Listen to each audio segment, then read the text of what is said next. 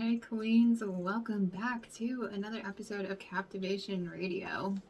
I hope you're all having a fantastic week. And I hope you're adjusting to the temperature changes. If you're somewhere like me, it's getting cold. In Wisconsin, we had our first snowfall on Sunday. I wasn't quite ready for the snow yet, but we all knew it was coming. And it was pretty beautiful, even though it's not my favorite thing. So today I want to give you an introduction into astrology so you can better understand your chart beyond like the most popular thing in Western culture, which is your sun sign. There's way more to it than that. So today I'm going to talk a little bit about it. And all of this information will be available on my website, captivationqueens.com. And that will be under the blog section. For each episode, I post under the blog section there and on Captivation Radio, but after the new year, I'm just going to be transitioning to only one website. So go to Captivation Queens, look at the blog section. You can play the podcast episodes right from there. You can read all of the information there, like my notes and stuff. So you don't have to try to remember everything I talk about because it can be a lot. And I don't want you taking notes while you're driving or like trying to clean your kitchen or whatever you're doing while you listen to podcasts. So you can go and check out the notes there. And then a lot of this information today I am sharing from a book called The Spirit Almanac. And that is by Emma Lowe, maybe, and Lindsay Kellner. This is a really good book for anyone beginning a spiritual journey because it touches on numerous little topics. And it just teaches you like the key elements. It doesn't go super into depth on any one subject, but it has lots of different things like astrology, tarot, self-care, different rituals for different seasons. So if you're just starting a spiritual journey, it is a good tool to have. And with that, let's get started. So let's start with the history of astrology. Just a brief history, not every minute detail, just a brief history. So astrology is not new at all, as I'm sure you can guess. It actually began in ancient Babylonia when diviners began using the stars to predict the future. If you don't know, diviners are people that use different methods to try and predict the future. And these diviners believed that the gods put clues about the future in places where humans could find them. And this included the stars, the planets, and everything in nature, which I love that idea, that if you do believe in gods or a god or whatever, that there's clues out there that can help like lead your path. I think that's just like a lovely idea. So later down the road, a Greek philosopher, Pythagoras, helped shape this theory into something more personal. He believes that every human contained the universe and that our bodies were vessels through which the cosmos could shine. And this idea would be seen through art and literature for centuries to follow after he came up with this idea. That was another beautiful idea. I love when people come up with like beautiful ideas to explain the world. Even if they're wrong, just the thought of their ideas make me smile. So in the Renaissance era, astrology experienced a huge growth in popularity. Textbooks were written about it. It was taught by professors. Henry VII regularly used astrologers to make his plans. And he was really the leader of the trend of royalty consulting different types of diviners to help them. And these diviners were often sought out to give advice regarding things like conflicts and war, like what days are good for battle and what might happen if I do this, that kind of thing. But then there came a time when religious communities and some scientists didn't really appreciate the use of astrology. Religions like Christianity believed everything was planned by God, and if the future was planned by the stars, then where did God fit in? Then in the 1930s, a reporter named R.H. Naylor having studied under a shaman and astrologer known as Chiro, I believe. It's Cheiro. Wrote the first real newspaper horoscopes. You know, now, if you read newspapers, you can find your horoscope in newspapers, magazines, like that's commonplace that written publications have your horoscope. It wasn't always that way. This guy was really the one that made this popular. So his first reading that he published was for a new member of the royal family named Princess Margaret. And readers of this article were so interested in her chart that many other newspapers also decided it was time to start publishing horoscopes in their newspapers. Hence the trend we still have today. So, who is astrology for? Some people use astrology to predict their futures, to decide certain days to do or not do things. Others use it to gain more insight into their personality, like as a self-help tool, like a way to grow and learn about yourself. And a lot of other people use it for both things. Whatever you decide to use it for is completely up to you. So I do not agree with the idea that one cannot be both Christian and interested in other spiritual topics. So if you are Christian and you believe God created everything in the universe, then isn't it fair to believe that he left clues in the stars like the ancient people believed? Because if God created the stars, then couldn't there be a message in the stars? It just makes sense to me. I don't know. I don't subscribe to one religion for that reason. I don't like to be boxed in. But I also understand other people have different beliefs. But just because you believe one thing doesn't mean you can't believe another. Like, there's room for you to believe whatever you want. So, even if you don't believe that the stars can predict your future, I don't believe there's any harm in a little introspection. Like, we can all use a little introspection. No matter how much we think we know ourselves, a little introspection never does anybody any harm. It's always good to learn more about yourself. It's always valuable regardless of what the catalyst is. Okay, so with that, let's start with diving into the astrology a little bit. So what is the big three? If you follow astrology at all, if you've heard this before, or if you have friends that are super into it, it's a common question. Like, what's your big three? Basically, these are the three placements that are considered to be the ones that have the most impact on your personality. The big three are your sun, moon, and rising signs. Rising is also called your ascendant. So your sun sign represents your identity and need for external validation. And then your moon sign is your subconscious, your deeply rooted needs and emotions. So the feelings that are inside but not necessarily seen by everybody out in the world. And then the sun is like the masculine energy of the situation, because the sun is masculine and the moon is feminine. So the moon is always going to be like the more flowy feminine energy, and masculine energy is of course going to be like the get it done energy. And then the rising sign is based on the constellation that was on the horizon when you were born, and that symbolizes how others see you and how you are ascending towards your life's mission. So I'll give you an example. I'm going to use myself. So my big three are Sagittarius sun, which is the sign of the dreamers. Sagittarius believe we can accomplish anything. We are seldom satisfied staying in one place or doing one thing for too long. We're always concerned with the greatest good.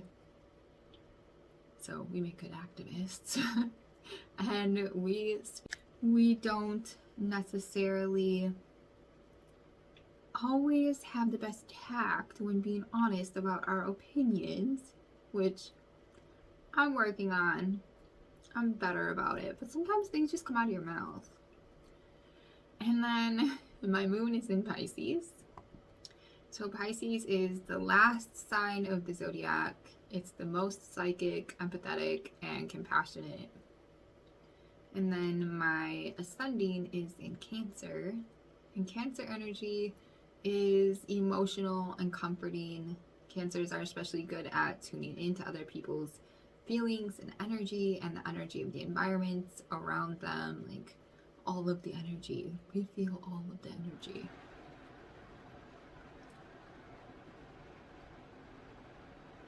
So by looking at common themes from your big three, you can learn what career path would work well for you, what characteristics you might need to work on, and areas which you are naturally strong.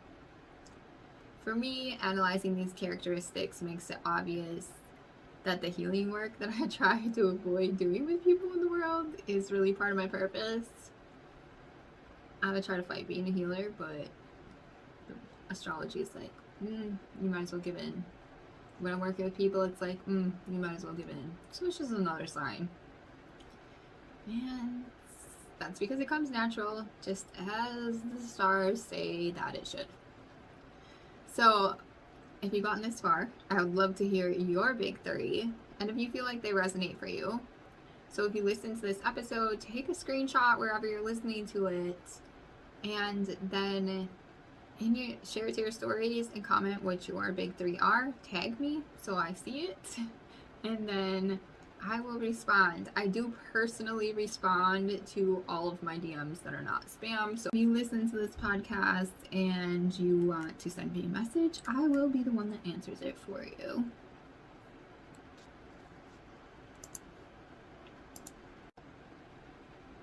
Okay, so then let's talk about your houses.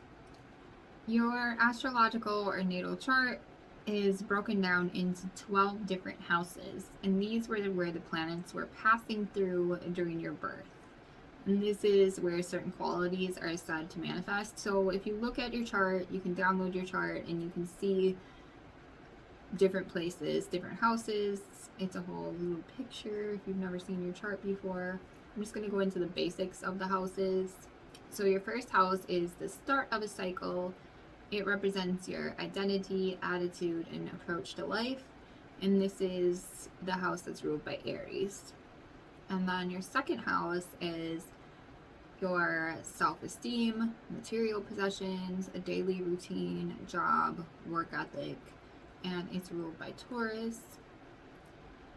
And then your third house is communication, thinking, siblings, social activity, early education, and it's ruled by Gemini.